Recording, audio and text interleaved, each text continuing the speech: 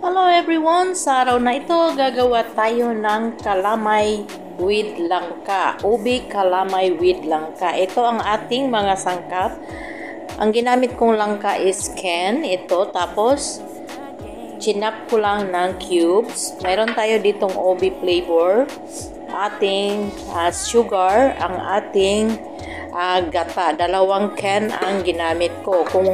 Kung fresh naman ang gagamitin nyo is 4 cup. Yan, ilagay muna natin sa tabi.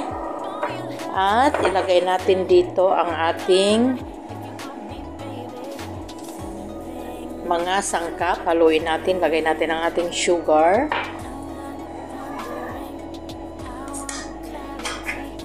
Lagay natin ang ating 2 can na gata. Ayan, shake lang natin para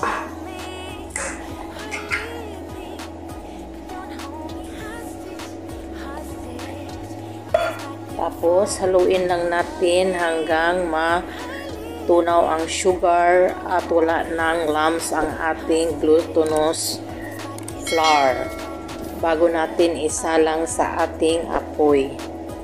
Yan, mix lang natin.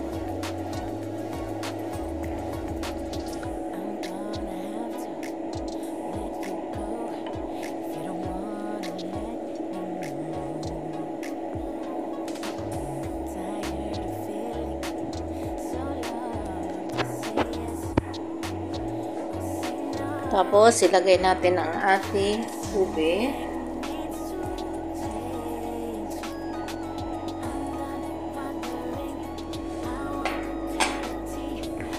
Kung nakukulangan pa kayo sa kulay, pwede nyo yung dagdagan ng kulay. Yan, mix lang din natin. Ayan, after natin mag-mix, ilagay natin dito sa ating kawali.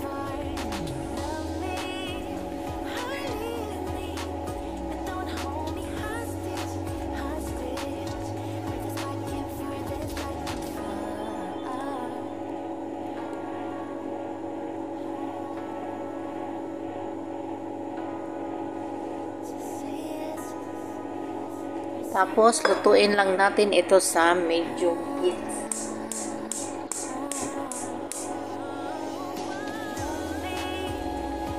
Yan, para hindi mabigla ang ating pagluluto. Kailangan sa low to medium heat lang ang ating apoy.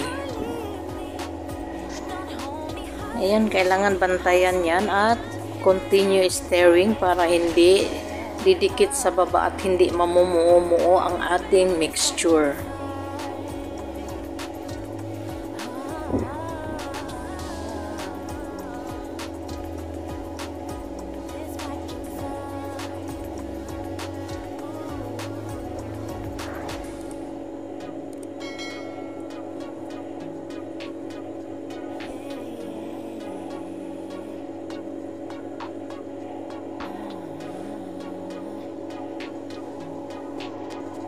Yan, pag gumawa nito, kailangan talaga pasensya kasi hindi natin pwedeng biglain ang pagluto nito. Ayan, lagi lang halo-halo. Ayan, pag ganito na, medyo kumulo na, ilagay natin ang ating langka.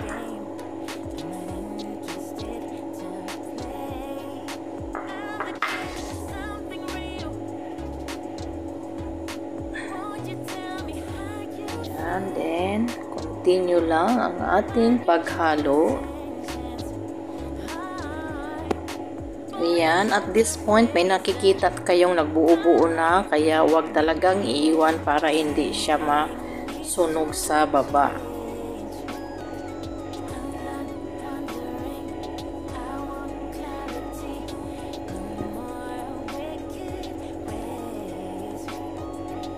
Ayan.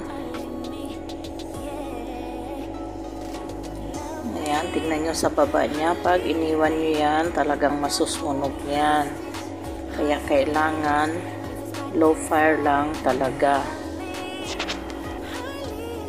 Ayan, continue lang natin hanggang maluto. Pag nakita natin hindi nang dumikit sa kawali, yan. Pero ito, hindi pa. Pero malapit na ito. Wag talagang iiwan para hindi siya masunog.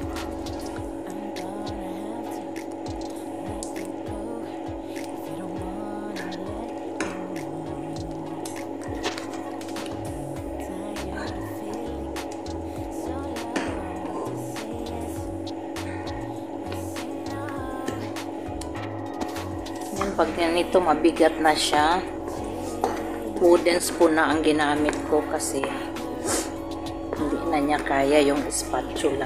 Ayan, di pa yan kasi dumidikit pa sa ating kawali, kulang pa ang luto niyan.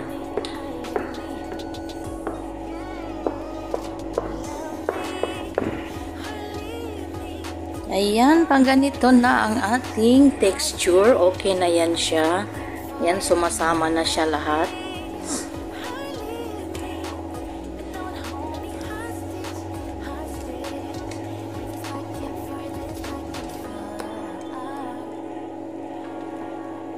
Yan, ilipat natin siya sa ating prepare na baking pan.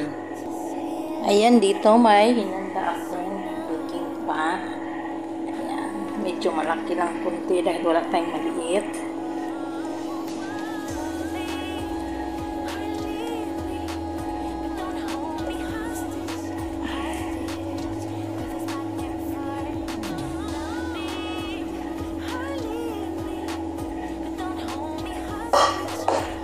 Tapos i-flatten lang natin siya. Parang medyo malaki ang ating lalagyan. Ayan, ilipat natin kasi medyo malaki yung ating lalagyan.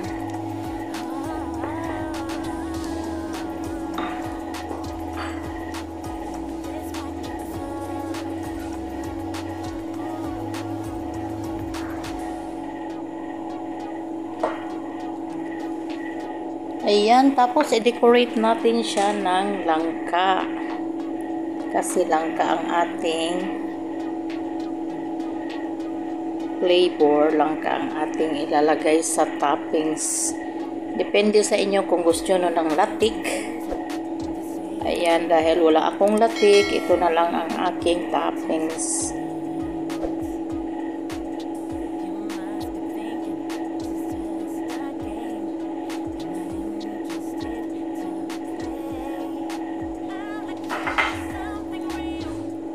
Ayan na, tapos lang ating kalamay with langka.